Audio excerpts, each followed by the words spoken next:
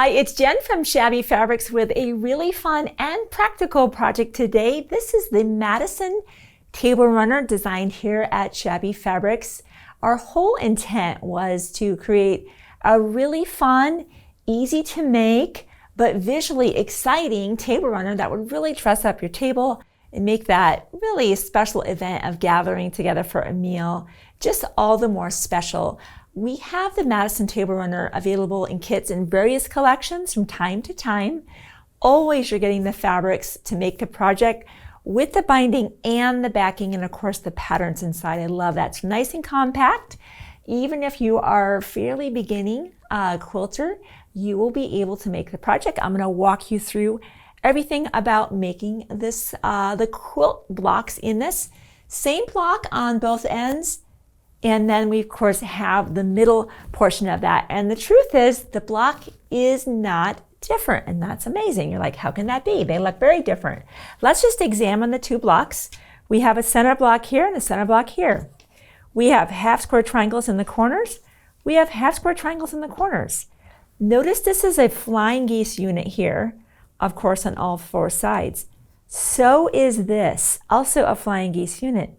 But notice how we simply flipped it 180 degrees and we flipped our fabric 180 degrees. I'm going to talk you through really how easy it is to make the blocks, and I'm going to give you some options. Everything on the table most of the things I'll be touching, and I'll give you some options. These half square triangles are going to finish, we're going to start our blocks there. They're going to finish at 2.5 inches. We like to add a full inch of that to cut our fabrics to 3.5 inches. It allows us to have a little bit of something to square up after we've made our half square triangles. So the traditional approach to doing this is getting your two fabrics. I have the script fabric on black, the bee fabric on cream, placing them right side together. You can either draw a line from corner to corner with a marking tool, or you could use the Creative Grids seam guide, which is lovely because my favorite part about using the seam guide is I get to sew on drawn lines. Normally when you draw a line from corner to corner, let me just throw that out there. Normally when you draw the line from corner to corner, now it's on me to sew exactly 1/4 inch on either side of that. My favorite part of the seam guide, and I'll just iron that line away because that was with a friction pen. My favorite part of the seam guide is now all I have to do is sew on my drawn lines. A great option. Love that. I'm way more accurate sewing on a drawn line than finding my own 1/4 inch seam allowance. And we would simply take that to our machine, pin that, and sew on our drawn lines. Let me see if I've got one of those ready. Looks like not. Let me just go do that. I want to show you this process from start to finish. So if you decide to take this option of making half square triangles, you know exactly what that's going to look like.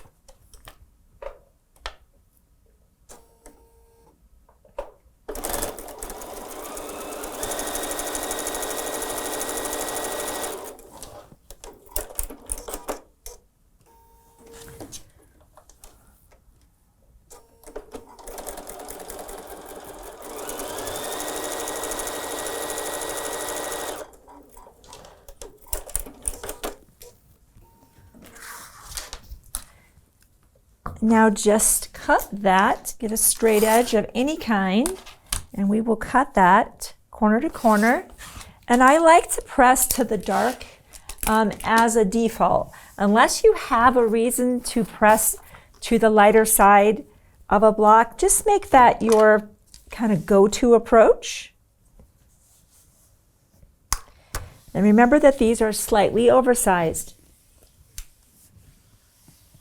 If you were not going to want to oversize them, sometimes people don't want to do that. They don't want to trim them up. Then that means the rule of 7/8 applies. Knowing that these will finish at 2.5, you would add 7/8 of an inch to that, which I believe will be 3 3/8. Don't quote me on that one, but I think that's what that measurement would be. If you take that approach, just know you'll have nothing to square up. It's always nice when you know that you will be piecing into a block and you're wanting your blocks to come out to the correct size. It's nice to be able to oversize and then square up. Okay, if you're going to take this approach, now we know that this is a 3.5 inch ruler right here. So this needs to square up to 3, right? It's going to finish at 3, at 2.5, so it needs to finish or be at this point at 3. So as I lay my ruler here, I'm going to scoot that just off this edge so that I have a chance at trimming on all 4 sides. That's always my goal. If I make a block or a portion of a block oversized, I want a chance to trim up on all 4 sides of that, not just 2 of those. Now these 2 have been trimmed fully. So now I can set that 3, this line here and this line here, right on those corners, and this diagonal line will ride right along that seam allowance.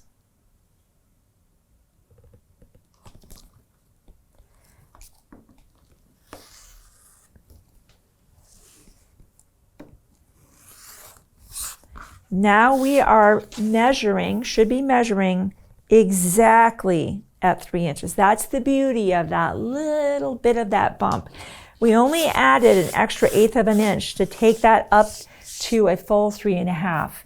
And now we have the luxury of squaring up. Okay, that's approach number 1.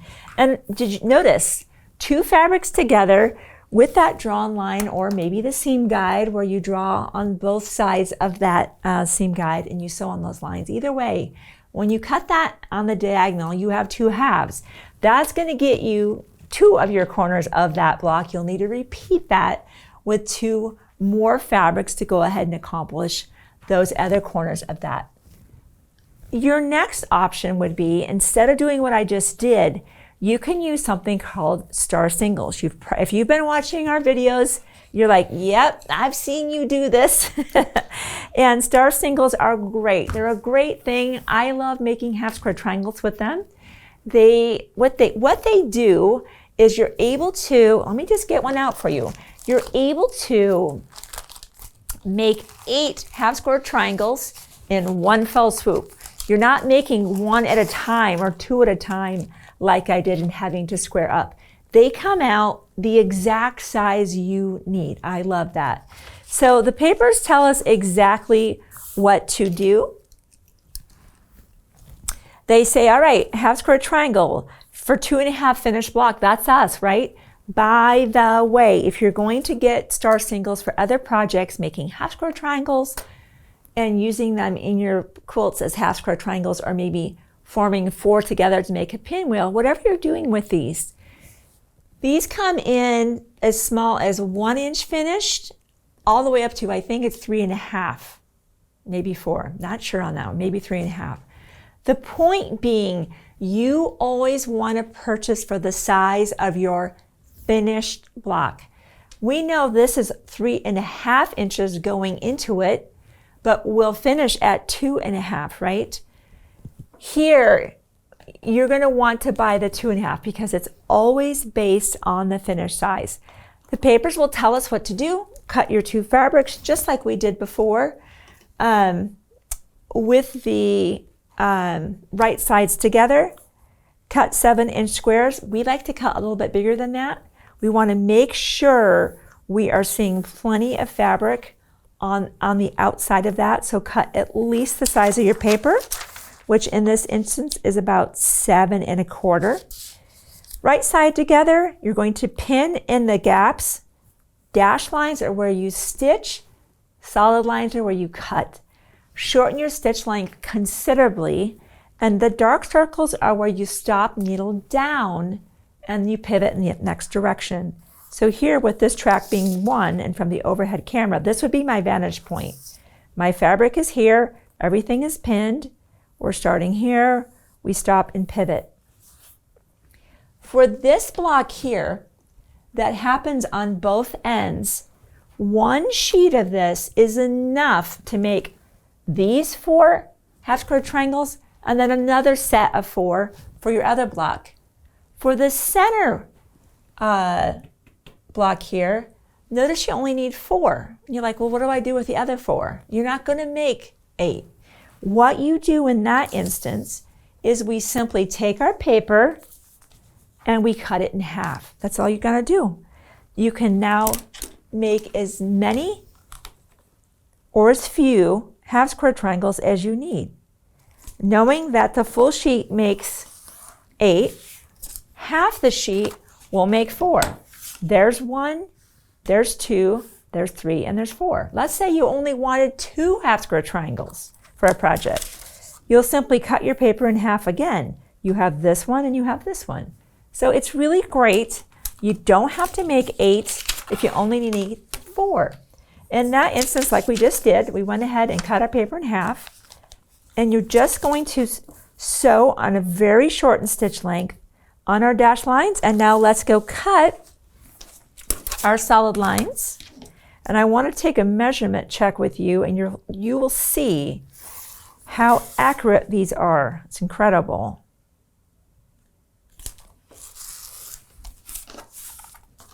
You do need to be very careful cutting exactly on your solid lines, because what you see is what you're going to, is what you get. That is what you're going to end up sewing into your project. Let me just cut one of these apart. The shortened stitch length is very important. I would reduce that down to about a 1.5. The goal is to, of course, stabilize your fabric, because you will be now removing that paper that does not stay into your half square triangle. But on that shortened stitch length, it really perforates the paper and does a good job of that. Once again, let's press to the dark, and then we will take a measurement check and just see how accurate our star singles are. I have to say, when I first discovered the star singles many years ago now, I was doing a quilt that had a lot of pinwheels. I was battling those pinwheels, and I think that's why I found the product. I'm like, there's got to be a better way. And there was. And boy, when I remade some of those blocks using the star singles, my blocks came out the right size, my points came together, life was really good. Okay, let's take a measurement check on that. I mean, that is absolutely on the money at 3 inches. It's wonderful. So that's an option for you, never an obligation. All right, so we know that our block is basically, we have squares in the middle, half square triangles, and we're going to take you through a really cool approach made even easier with a Creative Grid tool. Again, an option for you. Always want to give you options. Sometimes projects require a ruler if it's a specialty ruler. Not in this case. A really cool approach to making flying geese units. When I made flying geese back in the day, this was cut as a rectangle and I had squares. This would have been a square. And I put the square in the corner, drew the line, sewed on the line, trimmed a lot of fabric away, and pressed to the outside. A lot of fabric going into my trash. I don't love that, especially as the cost of fabric continues to go up. This is an economical way to make flying geese faster, more accurate, and with less waste. That's all great stuff, right? We all love that. You will have your fabric back here. Of course, your instructions are inside your pattern, whatever that might be. But your Ultimate Flying Geese ruler has that guidance for you. Even if you don't want to even do the Madison Table Runner, the Creative Grid Ultimate Flying Geese tool, if there was one thing on this table I'd say spend the money on, it's this tool right here. If you make flying geese blocks in quilts, just get this. Let me just show you the tool real quick, and then we'll jump back over into our fabric we'll be using today.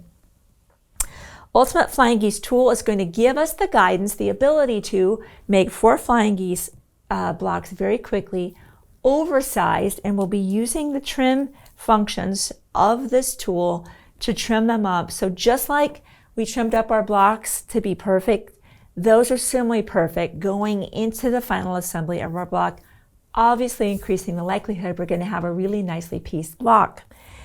Looking on the left side of our tool here, we have our finished sizes, all the way from the smallest little 1/2 inch by 1 inch flying geese block, which I can't even imagine how tiny that is, miniature quilts, I guess, all the way up to 4 by 8. That's letting us know that's what this tool is capable of doing, and everything in between with those sizes being delineated. In order to make that, our next column over is telling us what we need to do. In this instance here, it looks like I must be making a 2.5 by 5. It's saying that I need to cut my fabric to 6 3/4 for my piece here. I'm looking at this block right now. And for my 4 fabrics that'll be out here in my block, they're saying those should be cut to 3 3/4. Once you've done that, and once you've understood that, and by the way, we're going to be letter E today. Letter E will come into play when we start focusing on our trim 1 function, and over on this side, our trim 2 function. So we're going to keep that in our mind that we're letter E. For now, though, we have a few things we need to do. We have our 1 fabric. We have 2 of our squares here, and I have 2 more of those coming up, okay? Notice how I drew the line on the back of those from corner to corner. Just do that for all 4 of those. You could use a seam guide, by the way. This is interchangeable for that. If you do take this option, you would want the longer 15-inch seam guide because this shorter 9-inch will not reach corner to corner on that kind of hypotenuse. In this instance, though, I am going to go to my machine. I'm going to use my diagonal seam tape, and I'm going to sew a 1/4 inch on either side of that. One thing I want to mention, some people do not like the intersection of these 2 overlapping, and they feel it adds some bulk into the flying geese. If you prefer, some people go in here at this stage and they'll actually trim this away. For me, I haven't really run into complications with that, but some people make a point of clipping that away. It's an option. Let's go sew our 1/4 inch seam allowance on either side.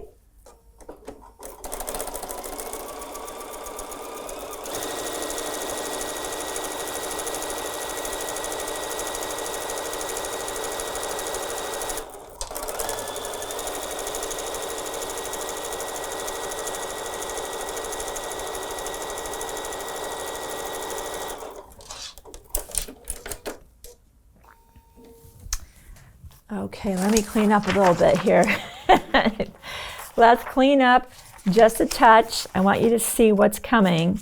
The best part of this ruler, my favorite part, is coming up. We will cut the 2 sides apart there, the 2 halves, right on the diagonal.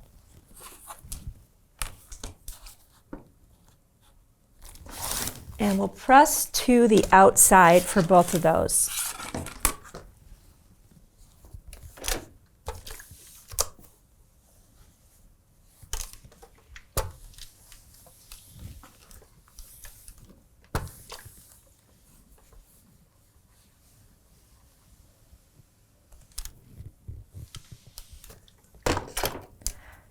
With the remaining 2 squares, this will sit right in that corner right there.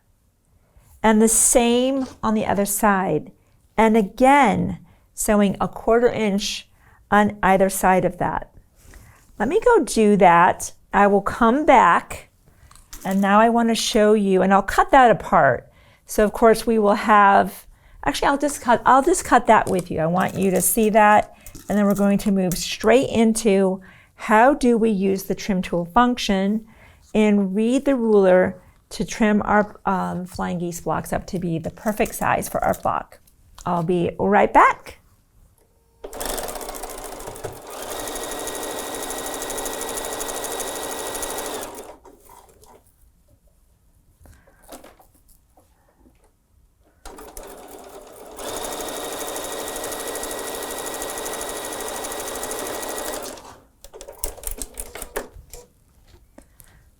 Okay, so those are sewn, and of course I'll just use one of these same of course for both, is now we'll once again cut on our diagonal line,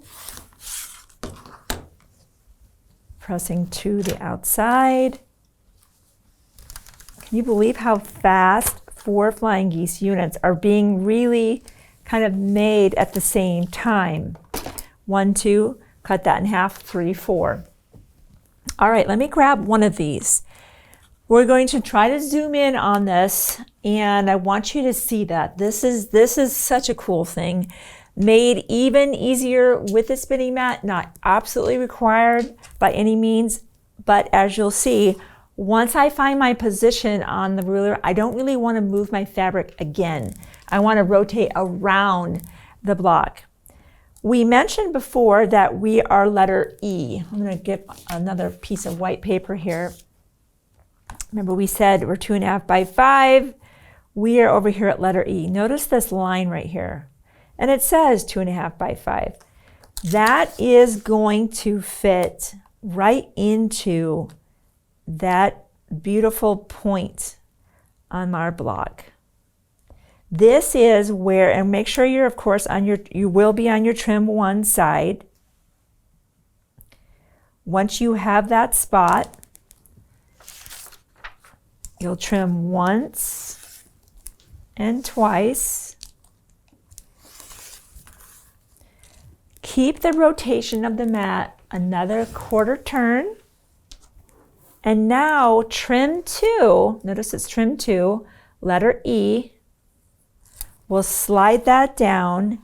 We know we just trimmed these 2 sides. So I've got this line. I have that line across the bottom, and I have these lines.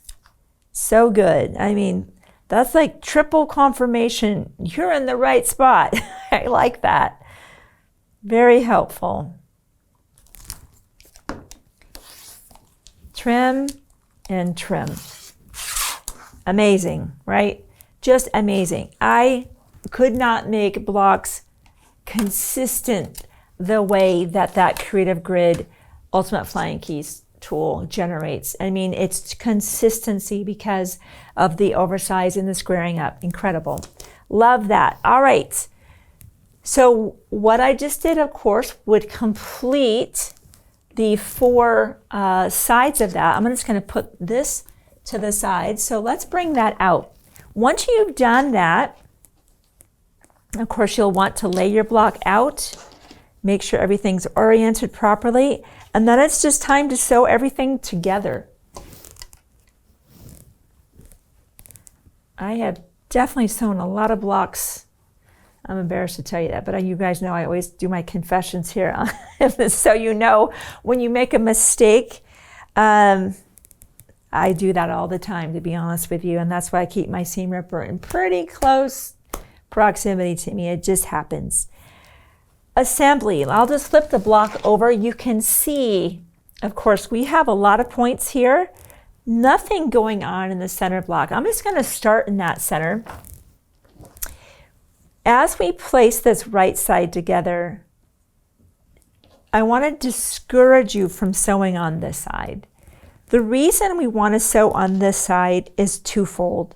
A, I don't want that seam to, if this is down, I no longer have a view of those seams. And I know that sometimes it just happens, a seam rolls back when it's on the bottom side. But even more importantly than that, see that X right there, that point?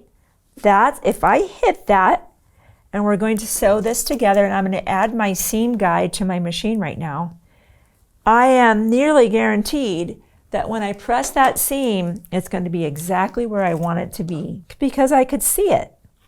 I could see my target. On my machine, I have the Cluck Cluck Sew diagonal seam tape. Now that I'm trying to really dial in that 1/4 inch seam, I'm going to add the seam guide. You can buy these in a package by themselves, or you could get the seam guide setter, which is on the table here. That does set you up for a scant 1/4. So if you are going to sew with a scant 1/4, I would get the package with the seam guide setter, and it comes with, I think, 6 of those. If you don't want to sew with the scant quarter, just buy the refill pack of these that has the 6 in that. And now you can set the seam guide. I love that. It's removable. It creates a really nice ridge for the fabrics to, really, it's kind of a barrier. Fabrics are not going to cross past that because of this ridge. You can see that my nail is, I can't move past it. All right, let's get sewing.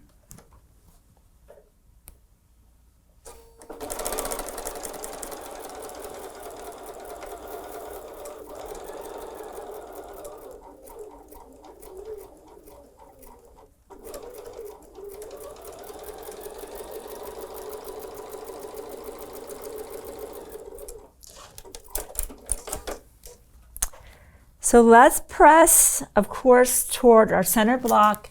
Let's see how we did. We're looking for that point to meet right up with that center square, not clip our point. I've got plenty of quilts that look like that, especially my early quilts. I'm very happy with that. Love that. Obviously the same on the opposite side, right sides together. You've got your target right there. Pin, pin, sew your 1/4 inch seam allowance, press toward the middle. We love interlocking seams. What that means is when you sew these two together, and of course I would actually sew probably from the other side. It's kind of 6 1 half dozen another. I have a seam here and a seam here. Sew these together, 1/4 inch seam, 1/4 inch seam. Press toward the middle. What that's going to do for you is give you the interlocking seams. We know the center row is pressed toward the middle.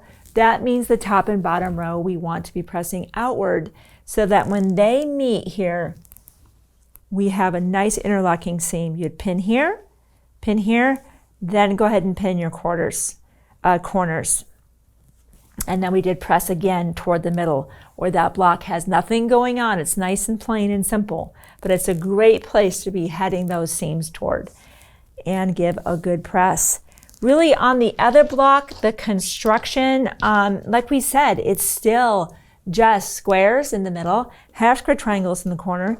It's a flying geese block rotated 180 degrees. So on this particular block, when we placed our right side together, we don't have that bullseye, right? It's out here, that kind of cross. That's okay. You're lining those edges up for your center row. Still put the center row onto the center, probably first, pressing the seams toward the middle, upper row again, sewing together with a good solid 1/4 inch seam allowance, and pressing now to the outside so that our block will ultimately be pressed the same. Oh, I noticed something a little bit different here. Because of this confluence of this coming together, you can see that if the seams were either pressed to the right or the left, it would be a lopsided amount of fabric. And in this instance, our makers made the decision on this block to go ahead and press that top and bottom row open. That's what you do. You know, like you try to figure out what you need to do to press your block to have it lay nice and flat. So the function though of this block is what I wanted to get after today. Just breaking a block down. A block is made up of elements. Squares, half square triangles, the flying geese, of course the ultimate flying geese tool makes trimming up even faster and more efficient. You can use your regular ruler to trim those up to the sizes as indicated in the pattern. The ultimate flying geese tool, of course, is just an option to you. Once you have your 3 blocks together, of course, sew those together, probably pressing the seams open on that. And then we have a nice small little inner border. It's almost like a piping, but it's an inner border. You're cutting that strip to 1 inch wide, I believe. Don't quote me on that. I think it's 1. I'm going off of memory. And then, of course, in comes the outer border. And then you'll be off to get the project quilted and bound. So you can see that the Madison table runner, easy peasy. Squares, half square triangles, flying geese made even simpler with star singles and the ultimate flying geese tool. Hey, grab your kits. We have them in all kinds of colors for different seasons. A great accent, and some of them we also have the coordinating cloth napkins. So thanks for giving me some time of your day to show you how fun and easy it is to make the blocks in the Madison table runner. I'll see you soon.